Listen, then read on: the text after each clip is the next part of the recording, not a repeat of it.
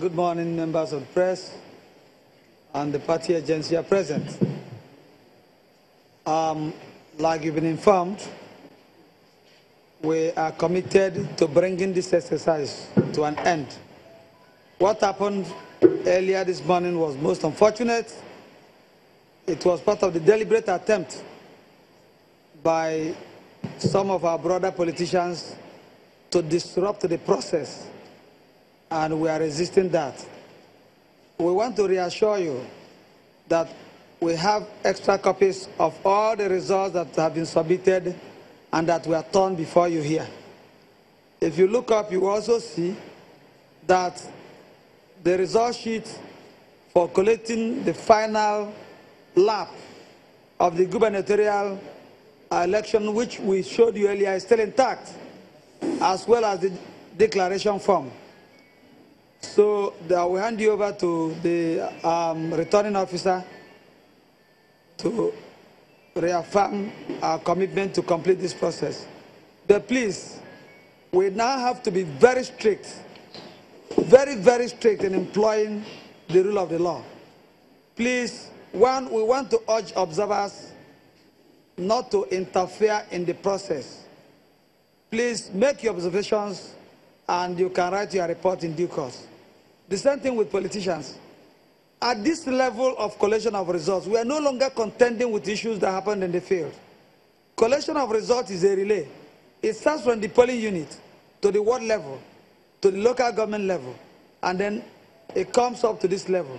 So we cannot come here and be questioning what happened at the polling unit level. Please, so that we don't waste the whole of the day here. We are determined to speed up this process and get over with it so that we can bring down the tension in the town. I want to reassure you that I am not under any pressure. People have been calling, people have been sending text messages that I'm under pressure to declare a particular result. Please, I am not under any pressure. We are just asking for your cooperation so that we can speed up the process. Thank you and remain blessed.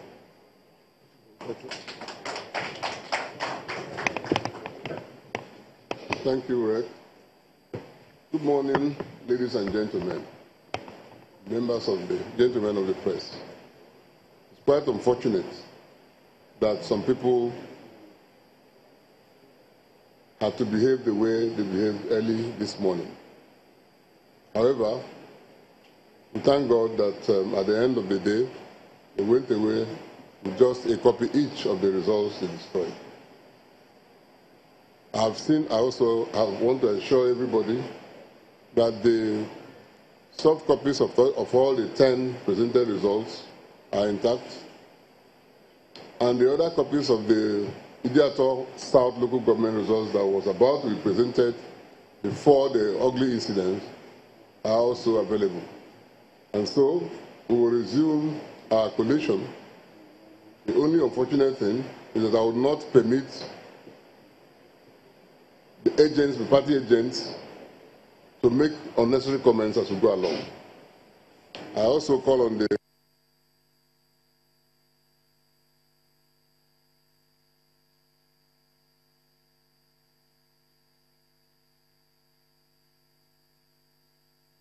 resident electoral commissioner, Francis Zonu, spoke earlier, saying that they were going to be really strict in applying the law and that he's not under any pressure whatsoever, except the pressure of the phone calls that came across to him from people saying, what is happening in Owerri? Why has the announcement stopped? So I think it's also comforting that all data are safe. Yes, because the beautiful thing about all of that across the country, the process is that they enter it at the local government level. So even if you go and tear it at that collation center, it's a mistake you're making, because, I mean, you won't achieve anything. You can only temporarily disrupt it. But since they have all those entries, party agents have copies of those results, so there's no question of countermanding all of those now. As you've heard him say, they will go ahead with that process, which is what is expecting. And we could also see the Commissioner of Police, Mr. Galadanchi, also there sitting alongside the REC and the returning officer, saying that they were going to go ahead and continue that particular process. But he had to perhaps wield his power, saying, well, I won't allow unnecessary questions. But he would then determine which is necessary or which is unnecessary. But yes, indeed. That's perhaps also indicative of the fact that maybe that's what even started the whole fracas in the first place. But how legal is that? No, before I even go there, I can even say, for me, I would have expected that the Commissioner of Police who was seated there would have also made a statement to highlight. We got into it. Yeah, I didn't say that because we're not sure if he was going to do that eventually. So the images, we lost connection. Because it's very important to send a good message home that, look, also those people that were there, but by reason of law, they should not even be there seated. They should have been arrested for whatever it was. You had your chance, you spoiled the chance by your unruly behavior. So by now, you should be somewhere cooling off. At least so that you whether or not they are party agents, if you have breached the law, you've breached the law. So you will be excused from that venue. That's the way it is. That process, and that sends a clear message out. Just what we are seeing there looked like a slap on the wrist. Unfortunately, I listened to the Imo Rec, and he said that the results haven't gotten to this point. Will suggest to anyone who is watching that the process has been clean and fair all the way to that point, and there was no need to cause any upheavals. I wonder why the same has not been said of other states that got to that point also, like in Bauchi, and then it didn't get the results, didn't get announced. There's Bauchi, there's Adamawa, there's Plateau. Many of them, there's Plateau. But you see, you cannot take one scenario as indicative of all the other ones. Every scenario or every situation was on its own, and they have its own individual merits and dismerits based on time. So we cannot sit down and say, okay, because they have taken that discretion at Imo State, they will also take that same discretion. Don't forget that it's almost like each state has their own peculiar challenges, as it were. But the law gives the REC and that chance. Okay, if this is with the situation where the area that has not been counted, the votes there, it probably exceeding that of you have to do the needful, which is call off or probably suspend the election and do it. Okay, so since we lost that connection, we'll try and get back to our correspondent there. But you were saying that you expected the Commissioner of Police to make a statement, a statement which may also include either if perhaps those who may have been found to have committed an electoral offense, if they've broken the law, they'll face the music. Either if they excuse themselves, or then we'll find out what has happened subsequently. But then it's good to also hear that eventually they said they were going to go ahead and continue the process. What I was saying, just like I said in Abuja at that time, is like if we don't make it very clear that this is a no-no, what you have done is a no-no. I mean, by just saying it's unfortunate that these people did this and did that, we're going to continue the process. Just like he said about... But for him... he is, okay, if he happens to be the REC and the returning officer, should he make that statement? Or since he has the police, the CP sitting beside him, could it be that he was expecting the CP to make that statement? Possibly, but also within the purview of his role as a REC. So he can say... So like they've been arrested and things have been done. Because all we're trying to say, we don't want to hit up the polity, and some people are cashing on that to display, some arrogance in the face of law. Because you cannot, I mean, look at what we're talking about. You cannot be doing that. I mean, cameras are there. So the REC have said that the people involved have been suspended or have been, remanded or have been arrested, not to go and beg them to allow the process to continue. We've also often heard, that arrests were made due to, as a result of some electoral infractions and all of that, Mr. Obuade. Yes. But I don't know, you are a lawyer, you are probably better positioned as a Voters Awareness Initiative champion. If you have heard of any arrest made and punishment muted or sentencing, handed to anyone who committed any electoral infraction over the years? The highest I had, because I was in Anambra, I guess in 2012 or so, when somebody deliberately, I want to believe, messed up the process that caused the elections in Obosi not to be held on the same day, and we were told that the person was taken to court, and I guess that's the last we heard about it. Usually last. Right. No doubt, some few weeks ago, before the general elections, we heard again that one big man in INEC itself was taken to court in Lagos. He was part of those that related with Desiani to share some dollars. And again, I guess they said that he entered a plea bargain thing and so on and so forth. But we're not just being made isolated. This thing is something that should be celebrated, that should be given press treatment so that everybody sees it, everybody knows about it, so that it's something common. It's as common as channel television, it's as common as Coca-Cola, that everybody will say, oh, in fact, we are talking about the people will begin to remember that, yeah, that man in Enugu was in this same shoe and it was dealt with. But when we have pockets of such things, obviously it will encourage this impunity that we are talking about. But again, I can assure you that these are things that we're going to drum up. And of course, I want to quickly come up to the issue of maybe the discretion of the chief returning officer there. Yeah. He has a discretion. Yeah. He is the presiding officer. He is the chief returning officer. So he has the power to conduct. It's just like now. I can't go out of my way. If I'm going out of my way, you call me to order that, Mr. Ogwade, right? And if I want to overdo it, the control room will just cut me off.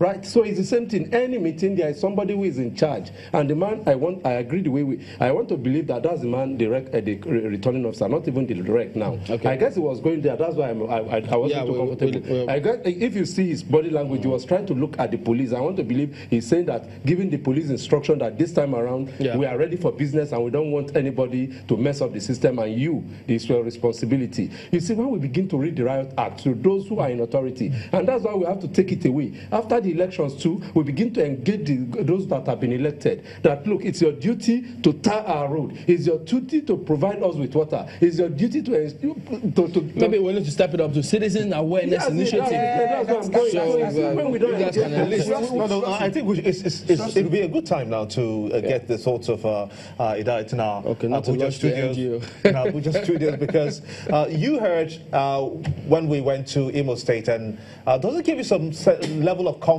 that the process has come back on the way, and that this time around they're ready to go through the process despite what was experienced by 2 a.m. earlier today?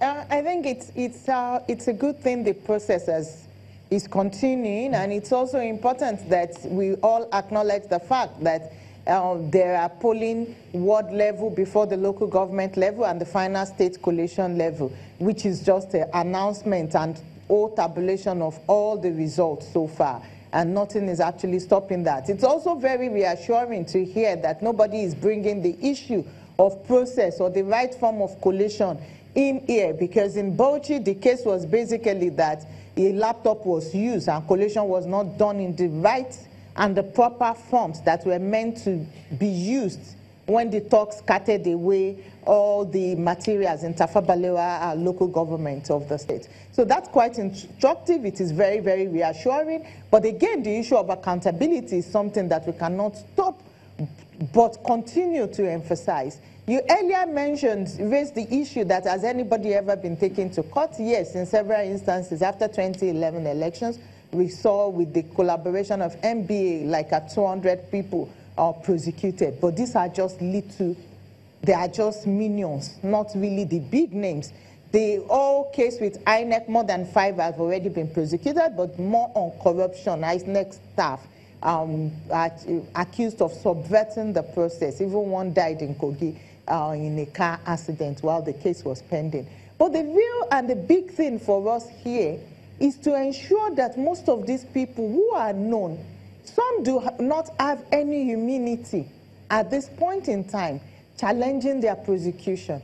It will go a long way if we see the people that tried to disrupt the process or that disrupted the process in Imo arrested, like we saw the CP seated there, arrested, and now we know that they are in the police custody, awaiting prosecution.